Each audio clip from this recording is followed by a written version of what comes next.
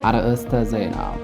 በትግራይ ከማህበረ ዴጎ ጀምሮ እስከ አማራ ክልል በንጹሃን ላይ የዘር ፍጅት ስትፈጽም የነበረችው 25ኛ ክፍለ ጦር ሙሉ በሙሉ መደምሰሷ ተሰምቷል። መነሻዋን ከደብረ ማርቆስ አድርጋ የጮቄንና አካባቢውን የመቆጣጠር ግዳጅ ተሰጥቷት ስትንቀሳቀስ የነበረችውን በ6ኛ እዝ 602ኛ ኮር 25ኛ ክፍለ ጦርን የቴዎድሮስ እዝ ፋኖዎች ቁርጥምጥም ፍጥምጥም አድርገው ግብዓተ መሬቷን ፈጽመዋል።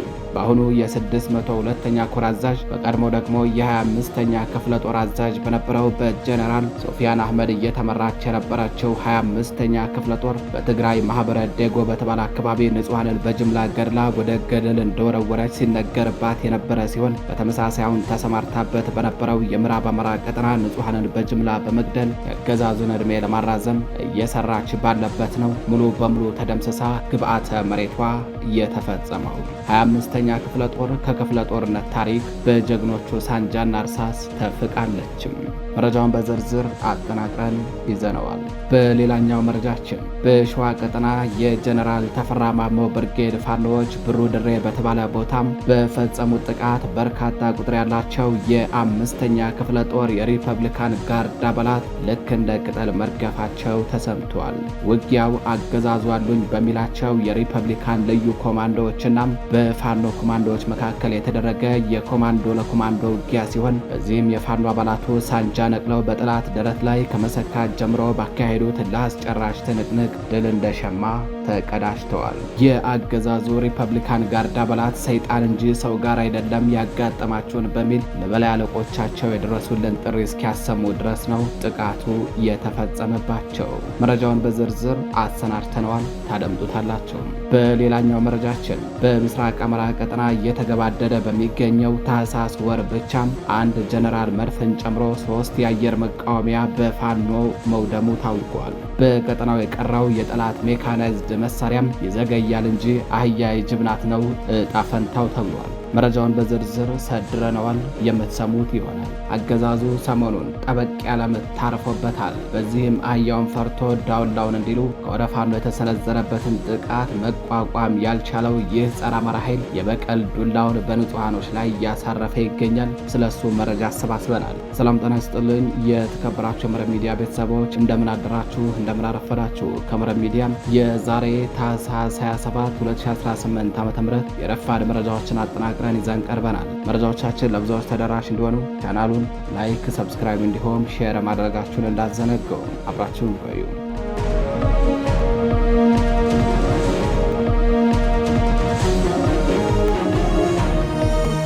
ወደ ቀዳሚው መረጃችን አለፍን። በትግራይ ከማህበረ ዴጎ ጀምሮ እስከ አማራ ክልል በንጹሃን ላይ የዘር ፍጅት ስትፈጽም የነበረችው 25ኛ ክፍለ ጦር ሙሉ በሙሉ መደምሰሷ ተሰምቷል። በውጊያው 2 የመቶ አለቃ ማዕረግ ያላቸው አዛዦችን ጨምሮ 61 ወታደሮች በለስ ቀንቷቸው እጅ ከፈንጅ ሲማረኩ ከፍተኛ አዛዦችን ጨምሮ 420 የክፍለ ጦሩ አባላት ተገድለዋል። ከ137 በላይ የሚሆኑት ደግሞ ቁስለኛ ተደርገዋል። አገዛዙ ከህወሓት ጋር ባደረገው ጦርነት ክፍለ ጦሯ በትግራይ ክልል ማህበረ ዴጎ በተባለ አካባቢ ንጹሃንን በጅምላ ገድላ ወደ ገደል እንደወረወረች ሲነገርባት የነበረ ሲሆን በተመሳሳዩን ተሰማርታበት በነበረው የምዕራብ አማራ ቀጠና ንጹሃንን በጅምላ በመግደል ያገዛዙን ዕድሜ ለማራዘም እየሰራች ባለበት ነው በተከፈተባት ውጊያም የተደመሰሰችው።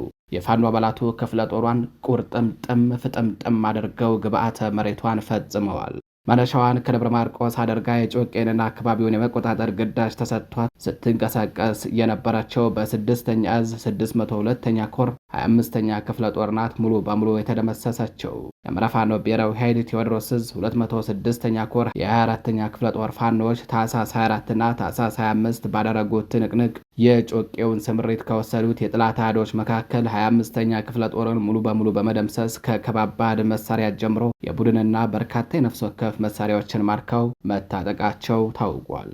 በዚያ ወደ ውጊያ በትግራይ ማህበረ ዴጎ ጀምሮ እስከ አማራ ክልል በንጹሃን ላይ ዘር ፍጅት ስትፈጽም የነበረችው 25ኛ ክፍለ ጦር ናት ሙሉ በሙሉ ተደምስሳ ግብዓተ መሬቷ የተፈጸመው። በውጊያው 2 የመቶ አለቃ ማዕረግ ያላቸው አዛዦችን ጨምሮ 61 ወታደሮች በለስ ቀንቷቸው እጅ ከፈንጅ ሲማረኩ፣ ቀሪው የክፍለ ጦሩ አባላት ግን የጎጃም አፈር ሲሳይ ሆነው ቀርተዋል። በአውደ ግንባሩ 3 ዲሽቃ፣ 2 ሞርተር፣ 8 ብሬን፣ 5 ስናይፐርና 230 ክላሽንካው መሳሪያ እንዲሁም በሺዎች የሚቆጠሩ የተለያዩ አይነት ተተኳሽ በፋኖ ተማርኳል ሲል ቴዎድሮስ ዕዝ አሳውቋል። ለሁለት ቀናት በዘለቀው ትንቅንቅ 2 የሬጅመንት አዛዦችና 5 የመቶ አለቃ ማዕረግ ያላቸው አዛዦችን ጨምሮ 420 የክፍለ ጦሯ አባላት ሲገደሉ 137 በላይ የሚሆኑት ደግሞ ቁስለኛ ተደርገዋል። የ206ኛ ኮር አዛዡ ጀነራል ሶፊያን አህመድ የ32ኛና የ57ኛ እንዲሁም የ25ኛ ክፍለ ጦርን አቀናጅቶ ለማጥቃት የነበረው ወታደራዊ ዕቅድ በቴዎድሮስ ዕዝ 206ኛ ኮር በተፈጸመበት አስደንጋጭ ጥቃት እቅዱ መና ሆኖ ቀርቷል። የኮሩ አዛዥ አሁን ላይ የወታደራዊ ስምሪት ካርታውን ብቻ ታቅፎ እየየ እያለ ያለቀሰ መሆኑ ታውቋል። የአሁኑ የ602ኛ ኮር አዛዡ ጀነራል ሶፊያን አህመድ ከዚህ ቀደም የ25ኛ ክፍለ ጦር አዛዥ በነበረበት ወቅት አገዛዙ ከህወሓት ጋር ባደረገው ውጊያም በትግራይ ክልል ማህበረ ደጎ ላይ ንጹሐንን በጅምላ አስገድሎ ገደል ያስወረወረ ሲሆን በተመሳሳይ አሁን ተሰማርቶበት በነበረው የምዕራብ አማራ ቀጠና ንጹሐንን በጅምላ በመግደል የአገዛዙን ዕድሜ ለማራዘም እየሰራ ያለ የአገዛዙ ምንጣፍ ጎታች የጦር አዛዥ ነው። የ6ኛ እዝ አዛዡ ብርሃኑ ጥላሁንና በእዙ ስር የ602ኛ ኮር አዛዡ ሶፊያን አህመድ አሁን ላይ በተስፋ መቁረጥ ውስጥ እንደሚገኙ ነው የታወቀው።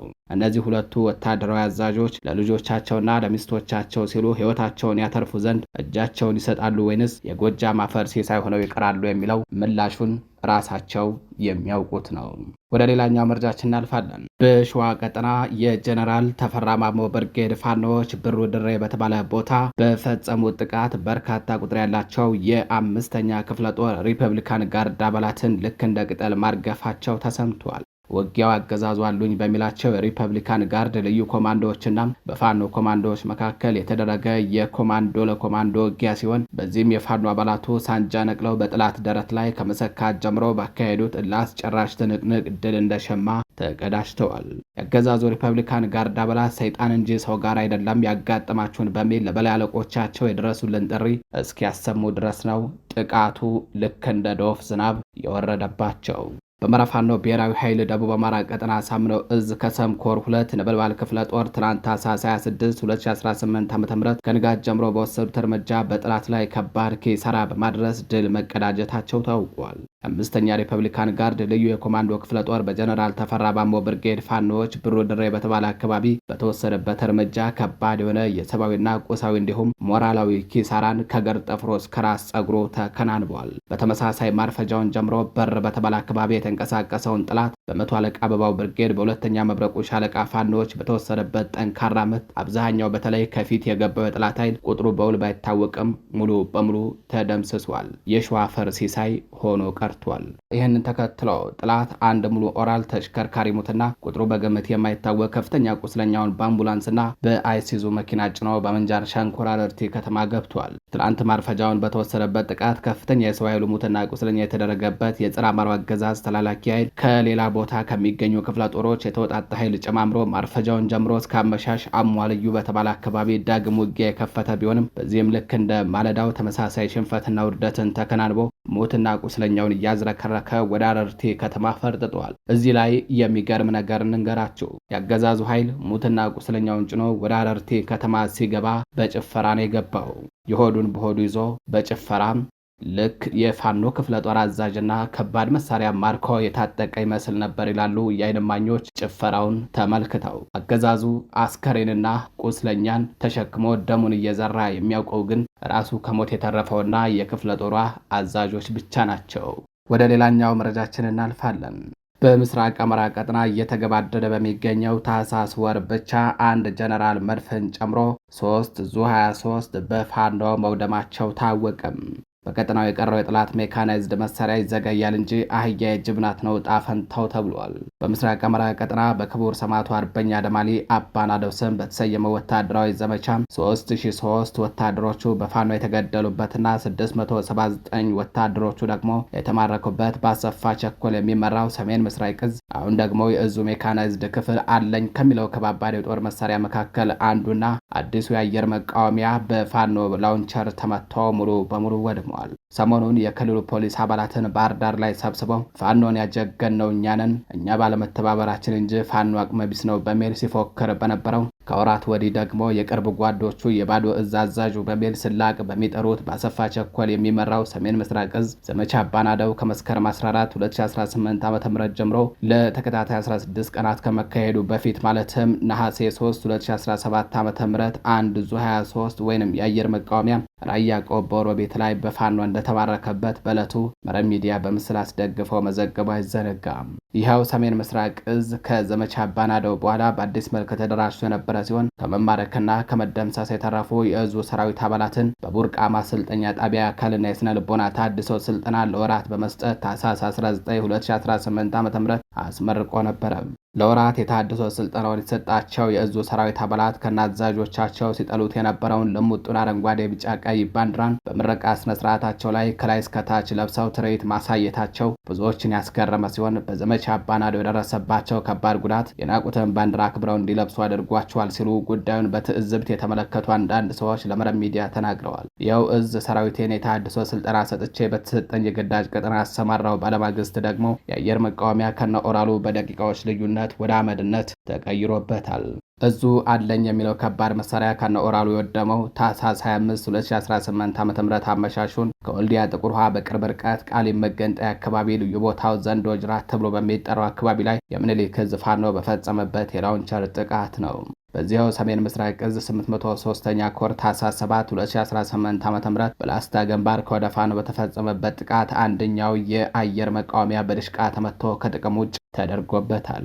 ጥቃቱ የተፈጸመው የአገዛዙ ኃይል የላሊበላ ከተማ አስተዳደር የላስታ ወረዳና የቡግና ወረዳ ካቢኔ አባላትን በዙ 23 ታጅበው ከጋሸና ወደ ላሊበላ እየተጓዘ እንዳለ ሲሆን በዚህም የአየር መቃወሚያው በፋኖ ድሽቃ ተመቶ ከጥቅም ውጭ መደረጉን በወቅቱ መረብ ሚዲያ መዘገቡ ይታወሳል። በተመሳሳይ ታህሳስ 20 2018 ዓ.ም አመሻሹን በአምባሰል ግንባር ግሸን ደብረ ከርቤ ዙሪያ ፋኖ በፈጸመው ደፈጣ ጥቃት አንድ ከፍተኛ ወታደራዊ አዛዥ ታጅበውበት የነበረ የአየር መቃወሚያ በፋኖ ቦምብ ተመቶ ሙሉ በሙሉ መውደሙ ታውቋል። ዙ 23ቱ ከሰሜን ምስራቅ ዕዝና ከሌሎች ዕዞች ተወጣጣም በቅርቡ የተቋቋመችው የ11ኛ ዕዝ ንብረት እንደሆነም ነው የተነገረው። በተጨማሪም ታህሳስ 17 2018 ዓ.ም ፋኖ በፈጸመው ስኬታማ የሞርተር ጥቃት ንጹሃንን ለእልቂት ሲዳረግ የነበረው የአገዛዙ መድፍ ከነተተኳሹ ዶግ አመድ የተደረገ ሲሆን 4 የመድፍ ተኳሾች በሞርተር ቅንቡላ ፍንጣሪ ተመተው ሕይወታቸው አልፈዋል። አገዛዙ በአምባሰል ግንባር በታሪካዊቷ ውጫሌ ከተማ ዙሪያ ልዩ ቦታው ደንካ ሚካኤል ላይ መድፍ አጥምደው የዘፈቀደ ድብደባ በመፈጸም የበርካታ ንጹሃንን ሕይወት ሲቀጥፍ አያሌ ሀብት ንብረት ሲያወድም መቆየቱን መረብ ሚዲያ ከዚህ ቀደም በተደጋጋሚ መዘገቡ አይዘነጋም። በምኒልክ ዕዝ ልጅ ኢያሱ ኮር ስር በሞርተር ተኩስ ኢላማቸው የሞርተር ቅንቡላን ከጥላት ኪስ መክተት ይችላሉ የሚባልላቸው የኮሩ ሜካናይዝድ ክፍል ምድብተኞች በፈጸሙት ስኬታማ የሞርተር ጥቃት ነው የጥላት መድፍ ከነተተኳሹና ተኳሾቹ የወደመው። ወደ ሌላኛው መረጃችን አለፍን። ሰሞኑን ጠበቅ ያለ ዱላ ያረፈበት የአገዛዙ ኃይል የበቀል በትሩን በንጹሃን ላይ እያሳረፈ ይገኛል። ላስታ ቀጠና ሳምነው ጽጌ ኮር በተወሰደበት የማያዳግም እርምጃ የተበሳጨው የአገዛዙ ሰራዊት ንጹሃንን በከባድ መሳሪያ ጨፍጭፏል። የአማራ ፋኖ ብሔራዊ ኃይል ምስራቅ አማራ ቀጠና ምኒልክ ዕዝ ላስታ ጀነራል ሳምነው ጽጌ ኮር በጀነራል ተፈራ ማሞ ክፍለ ጦር በሸተ ክፍለ ጦርና በነብሮ ተወርዋሪ ብርጌድ በላስታ ቡግና ሰንሰለታማ ተራሮች ትላንት ከንጋት ጀምሮ እስከ ምሽት ሲቀጠቀጥ የዋሉ የብልጽግና ወንበር አስጠባቂ ኃይል በደረሰበት ሽንፈት ምላሽ የበቀል በትሩን በንጹሃኖች ላይ አሳርፏል። መነሻውን ካይና ቡግና አድርጎ 05 ቀበሌ ቅዱስ ሀርቤ ወይንም ጣንቋ ላይ ታህሳስ 26 ከንጋት ጀምሮ እስከ እኩለ ቀን የተከፈተበትን ጥቃት መቋቋም ያልቻሉ አገዛዙ ኃይል ነው በንጹሃን ላይ የበቀል በትሩን ያሳረፈው። በዚህ ትንቅንቅ በኮሩ ስር ጀነራል ተፈራ ማሞ ክፍለ ጦር ሜካናይዝ 3ኛና 4ኛ ሻለቃዎች ባይቆፈር በጨርሆና ሆዛ ሜዳ አቅጣጫ የመጣውን የቀጡ ቅጣት ቀጥተውታል። በአውደ ውጊያው 35 ያገዛዙ ሰራዊት ሲደመሰስ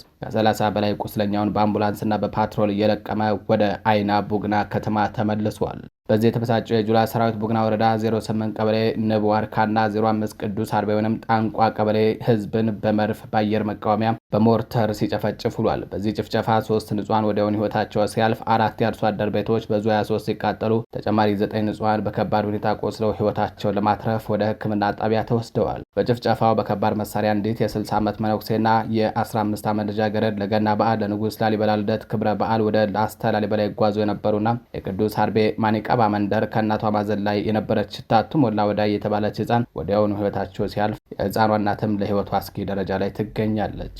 በከባድ ሁኔታ ከቆሰሉት መካከል አንደኛ ደስታ ዋጋዬ የ28 ዓመት እናትና ልጆቿ መሰረት አበባው የ7 ዓመት ህፃን እንዲሁም ትዕግስት አበባው የ4 ዓመት ህፃን ሁለተኛ ሃይማኖት ደማው የተባለች የ22 ዓመት ልጃገረድ፣ ሶስተኛ ወጋየው ባዩ የተባለች የ38 ዓመት እናት፣ አራተኛ ማሆይ አይችሽ መልክ የተባሉ የ75 ዓመት አዛውንት፣ አምስተኛ መንበር አበባው የተባለ የ8 ዓመት ህፃን፣ ስድስተኛ ባየች ባዩ የተባለች የ28 ዓመት ወይዘሮም፣ ዘጠነኛ ቄስ ካሳ ነጋሽ የተባሉ የ78 ዓመት የሃይማኖት አባት ቤተክርስቲያን አገልግለው ሲወጡ እንዲሁም ህዝቡና አገልጋዩ በቅዱስ ሀርቤት ደብር ናኩተላ ቤተክርስቲያን እሁድ ሰንበትን እያከበረ በሚገኝ የቤተክርስቲያን ቅጥር ግቢ እንዳሉ በከባድ መሳሪያ ቆስለዋል። ቤተክርስቲያኑም ጉዳት አስተናግደዋል። በተያዘ ሸተ ክፍለ ጦርና ነብሮ ተወርዋሪ ኮማንዶ ብርጌድ ከላሊበላ ድብኮ ቀጠና በወሰዱት የማያዳግም እርምጃ የአገዛዙ ሰራዊት በአጸፋው ንጹሐን ላይ መድፍ በመተኮስ ድብኮ ቀጠና 2 የአርሶ አደር ቤቶችን ያቃጠለ ሲሆን 6 የቤት እንስሳትንም ጨፍጭፏል።